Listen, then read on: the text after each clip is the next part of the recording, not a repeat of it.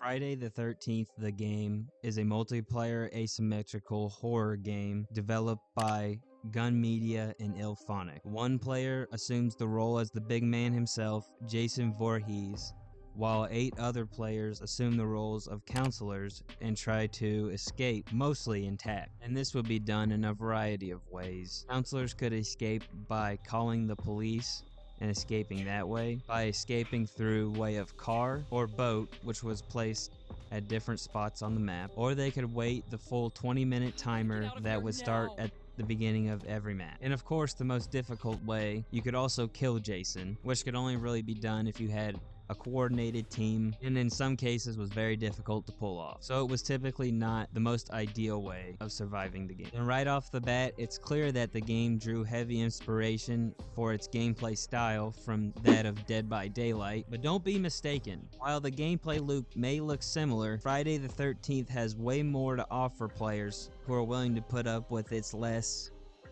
desirable qualities, we'll say. Friday the 13th, the game, was shaping up to be one of the biggest and just one of the coolest multiplayer games to ever come out. That is until one very unfortunate decision would completely change the course of the game forever and would leave the game in nothing but tatters and unfortunately wasted potential. So kick back, grab a snack, and let's discuss some scary games, my people. And if you go on to enjoy this video, make sure you hit the like button and subscribe as well. I'd really appreciate it. We're on that road to 1K. And yeah, let's do this.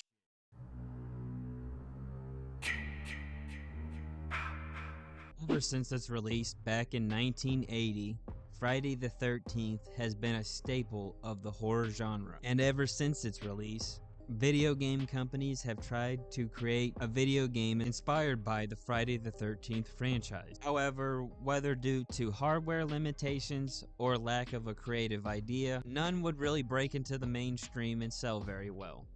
That was until 2014, when Gun would make the announcement of a new horror game inspired by the slashers of years prior. The announcement would also be accompanied by a trailer, and fans were pretty eager to see what this new game was going to be. The game was described as an asymmetrical horror game inspired by slasher films of the late 1980s and early 1990s. However, this trailer didn't pick up much steam and didn't gain much traction until a year later, when Gun would announce that they had acquired the license to make a Friday the 13th inspired video game. And they would be taking their already existing slasher title and transforming it into a fully fledged Friday the 13th video game. Horror fans and players alike were ecstatic, to say the least. Finally, a new developer was taking a shot at making a new Friday the 13th video game, and hopefully this time it would be done right and would do the series justice. Most of all, fans wanted the game to be fun and to remain pretty close to its source material, and the game was set up to be pretty much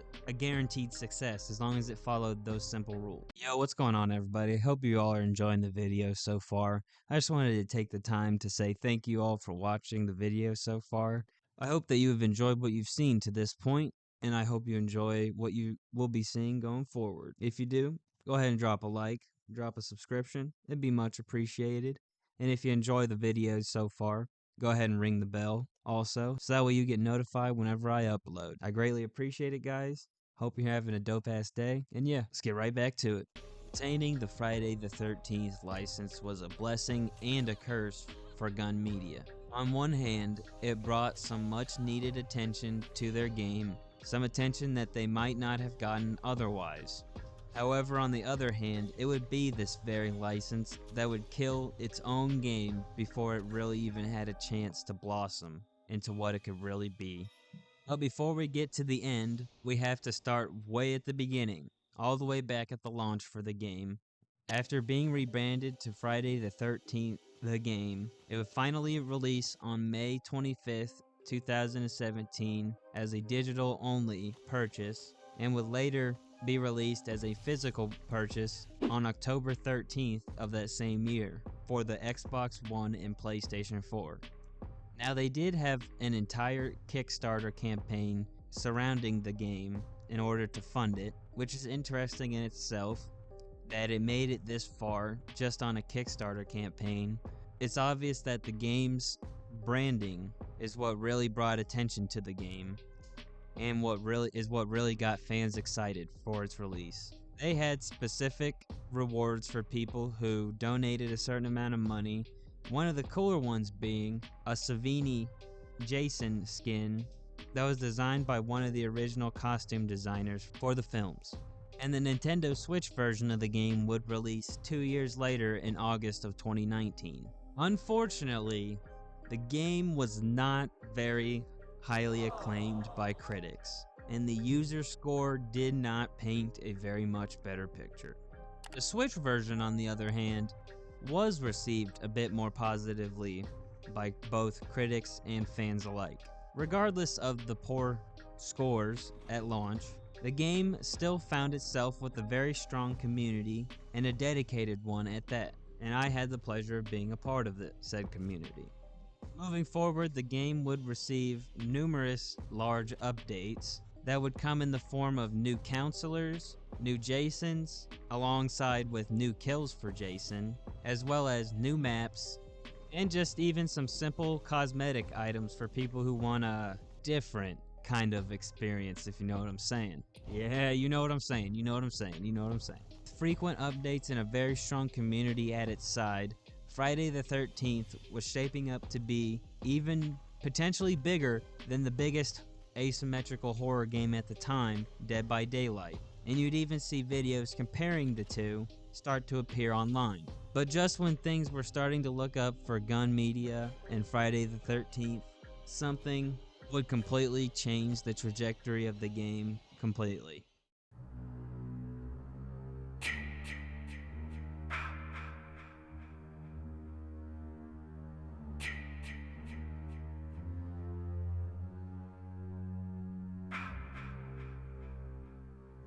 Now, let's be clear, F13 was not a AAA release. This was a AA release, so some bugs and jank were to be expected. At launch, the game would suffer from bugs, as well as other glitches such as XP not properly tallying at the end of matches, and some weren't even able to connect to the game's servers at launch, thus rendering their copy of the game useless and making it so that they could not play the game, which, making the game an only multiplayer game, obviously posed a problem if you couldn't even play the multiplayer part of the game to begin with. It basically made the game useless. And while they did eventually fix many of the game-breaking bugs that were there at launch, new bugs would continue to pop up and go unnoticed for days or even weeks at a time. One glitch in particular, I don't remember 100% what map it was on. I believe it was Higgins Haven. I'm pretty sure it was Higgins Haven. But one of the most frustrating glitches was a glitch at the time that would allow you to glitch yourself into the roof of the big house on Higgins Haven, and it would prevent Jason from being able to attack you or even do anything. So it basically would be a win for the counselors. So because the counselors got to cheat, Jason couldn't do anything. I remember this one very vividly, and this one drove a lot of people crazy. This was by far one of the craziest glitches I had ever seen, and the ability for it to be done so easily just made it that much more frustrating. And this wasn't the only one. Here are some that I found online that just watch this shit.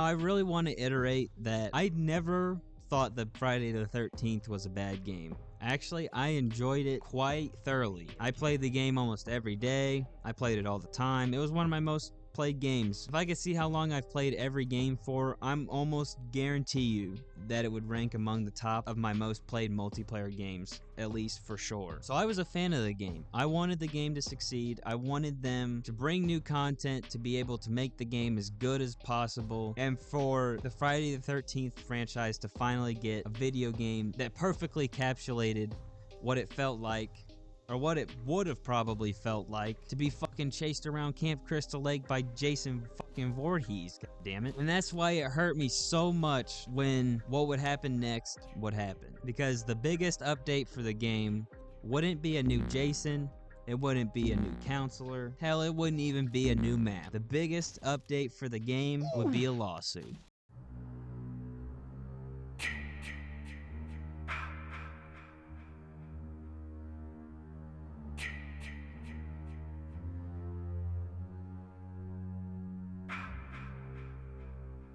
Now, something that I have learned over the years is that when it comes to copyrighted material, you better stay the fuck away from it. You better get as far away from it as fucking possible, because there's way too many fucking sticks and stones that go into licensing a character and trying to create your own original property based on said character. There's a lot more that goes into licensing a character or even just a song than really meets the eye. When it comes to copyright, there are two things that you need to remember. When a company licenses something from another company, let's just use Friday the 13th in this instance because, you know, that's relevant to our topic. When a company licenses a character or an intellectual property from another company, they typically only do it for a certain period of time, and then in which case, when the contract is up, the intellectual property would have to be removed and cannot be sold any further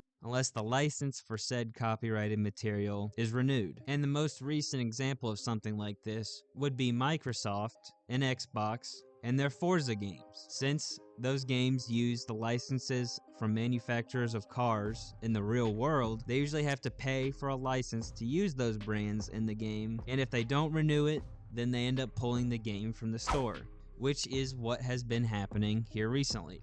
Most recently, Forza 7 has been removed from the Xbox store. Now, this license can usually last for maybe a couple months, you know, like we saw in like Street Fighter. They did a crossover event with the Ninja Turtles that lasted like a month or two, or it could last like a couple years, or maybe even decades.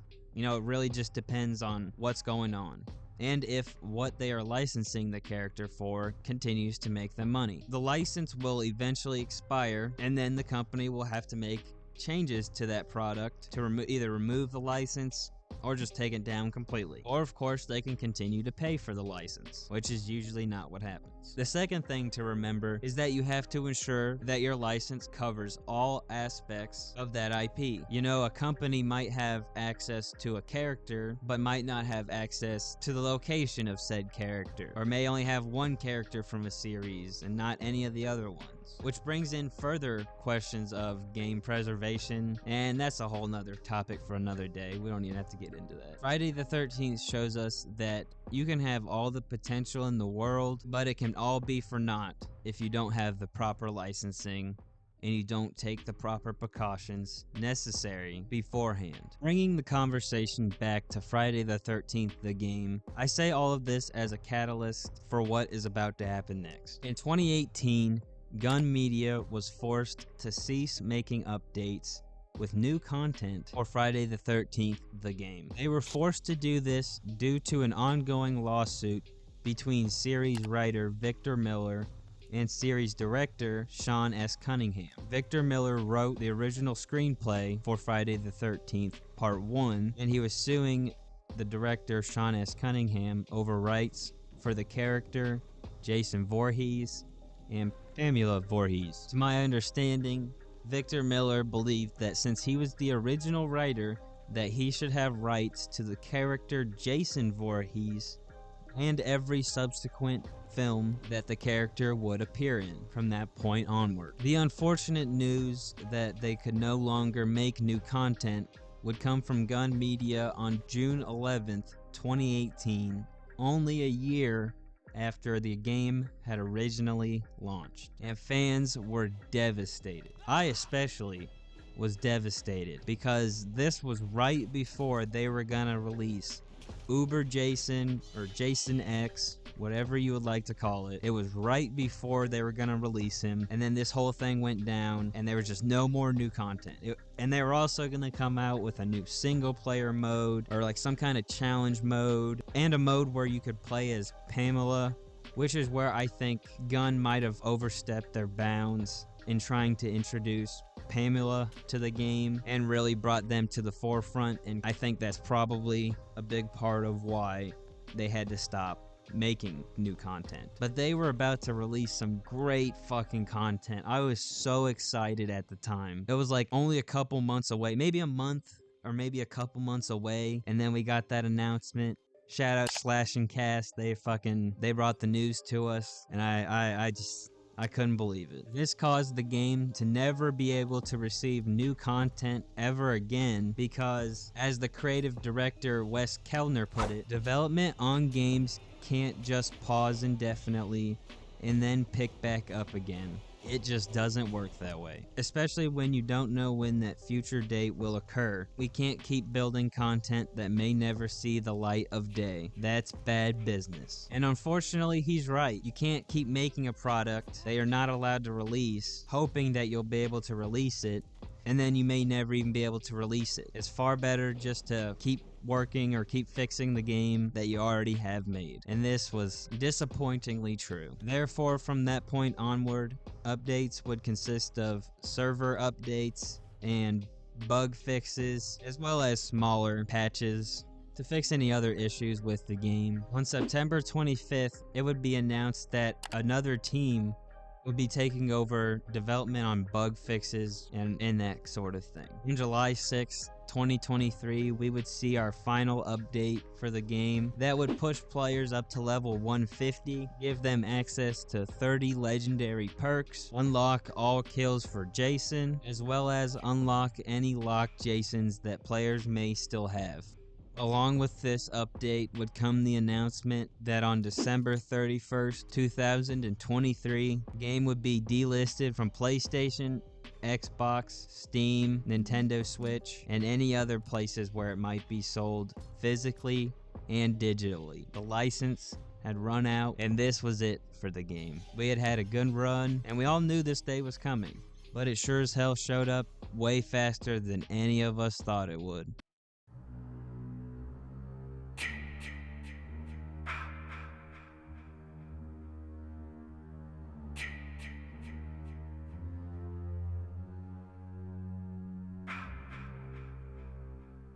The lawsuit essentially spelled the end for Friday the 13th, the game. The new mode that had been in the works for months would be canned, Jason X would never see the light of day, and overall, with no new content coming to the game, fans' reception would continue to sour, and the game would essentially be a ticking time bomb that we all knew would eventually blow up. One that would unfortunately begin its devastation when Gun would announce its delistment from the stores earlier this year. It's truly a sad tale, my friends. The game had so much potential, but a muddy situation just completely fucked everything up. You know, should the game have even really come out if they didn't have all the full licensing for the game to begin with? Probably not. I mean, this really shouldn't have happened. It really shouldn't have. They shouldn't have been able to release a game that would then be infringing on the very series that they would eventually be sued by. I just think that it could have been managed a lot better. Maybe there's something that could have been done to prevent something like this from happening. You know, maybe they could have gotten into talks with more people. You know, maybe it was the Pamela thing that really hit the nail in the coffin for them. Who knows? We'll never 100% know what could have been from this game, and that's the most disappointing part. Truly does suck. And I want to also say, it's not Victor Miller's fault. He deserves rights to what is his. If something is his, then he deserves the right for it. I don't want to take that away from him at all. It's his property. If that's the way that it's ruled, then that's the way that it's ruled. Maybe Gunn should have gotten into talks with him as well and gotten him on board. Who knows? Who knows? Who knows, guys? Who fucking knows? That's the shitty part. as we'll never really know. It just really pains me to see so much potential just fall to the wayside, and who knows if we'll ever truly get another game that captures the same feeling as this one did.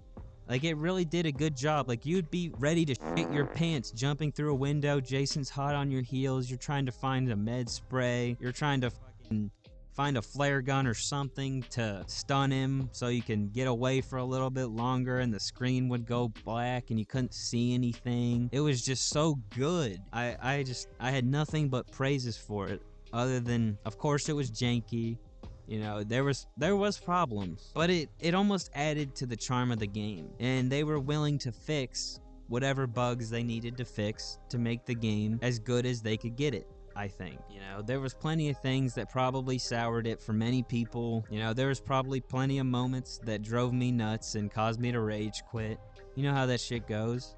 It's just a part of the multiplayer experience at this point. But with the amount of issues that the IP has caused, even just Gun Media, you know, it's going to take a whole lot for another company to want to try something like this again, especially with the amount of logistics and the amount of things that have to come together for a company to actually release a licensed game is just insane. And then to try to support said game for years to come with new content is an even larger task that almost no developer would want to try to tackle. I was really happy with what Gun was able to accomplish here. Hopefully their next outing with Texas Chainsaw Massacre will fare a little bit better than this one did. But something tells me that the game's got some issues that it's gonna have to work out first if it ever wants to reach its true potential and be as good as we all know that it really can be. Thank you, Gun Media. Thank you for all the wonderful experiences.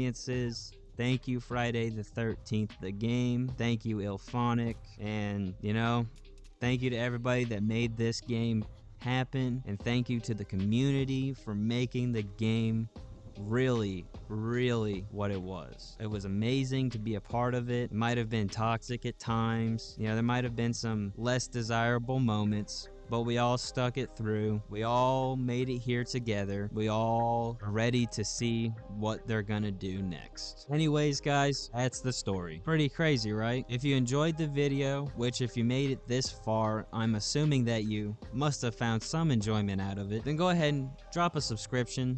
It would be most appreciated. I really do appreciate all the support and love I've gotten on the videos. You guys are the fucking greatest. Also, drop a like, as it's the best way for you to support the channel. Drop a dislike if you disliked it, and let me know down in the comments, did you play Friday the 13th, the game? What did you think of it? Do you think that Gun can save TCM? I know this has been a hot topic amongst the community here recently, and I'd love to hear your thoughts and opinions on it. Anyways, guys, that's all from me for today. Thank you all for watching. I'm signing out. Peace. If you guys want to see some other great content, I've got these two videos here that you guys can check out, and I'll see you guys over there. Peace.